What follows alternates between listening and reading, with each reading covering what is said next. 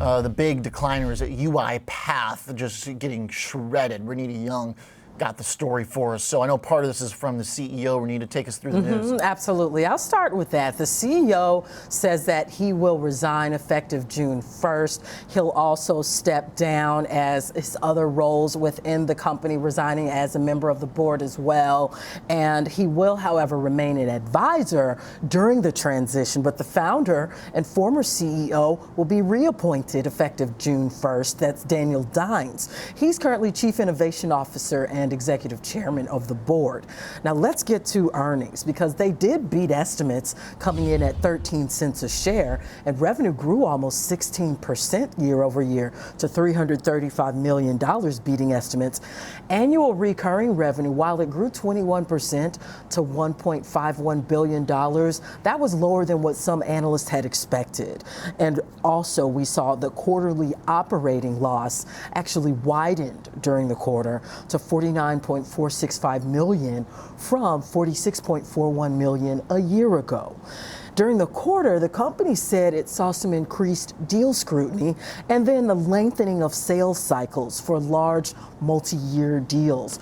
And as a reminder, UiPath is a global software company. They create automation software. But see, here's the thing. The company saw a great deal of uncertainty as well in the market, which led it to lower its fiscal year 2025 revenue outlook to between $1.405 billion and $1.41 billion. That comes down from $1.55 billion to $1.56 billion. And this morning, a lot of analysts are responding by cutting price targets and downgrading. Over at TD Cowen, the analyst took this stock to a hold from a buy and cut the price target to $17 from $28, saying that the lighter than expected first quarter plus the cuts around the fiscal 2025 really did reflect that macro pressure that we've all been feeling in some sort of way, but it also exposed more execution issues. KeyBank took this stock to a sector weight from overweight with no price target, said annual recurring revenue was slightly lower than expected. And then I'll give you another one. Truist downgraded it to a hold from a buy and cut the price target to $14 from $32, called the results disappointing. Graveyard of bulls here that all loved the stock up until literally today, last night. So definitely caught off guard.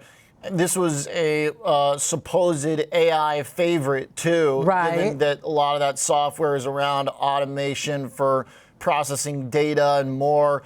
The website just full of talk about new AI products, etc. So a pretty screaming example maybe of where the talk hasn't lined up with the reality. So when the outlook and numbers are disappointing, when it goes just beyond the CEO here, a fresh reminder too that it seems a lot of these analysts just kind of broadly painted with an AI brush that isn't making sense now. So it's not very high expectations for this stock because of its exposure to AI, but it missed those high expectations. However, it did meet the more normalized expectations. Yeah. So coming to earth a little bit of some of the momentum and the growth around it, and then you lose the CEO too as a surprise, and market hates it. So a slew of downgrades, a bunch of cuts to the expectations. $12 now it's trading at. Wow. All right. So a lot of these price targets are still higher than where they're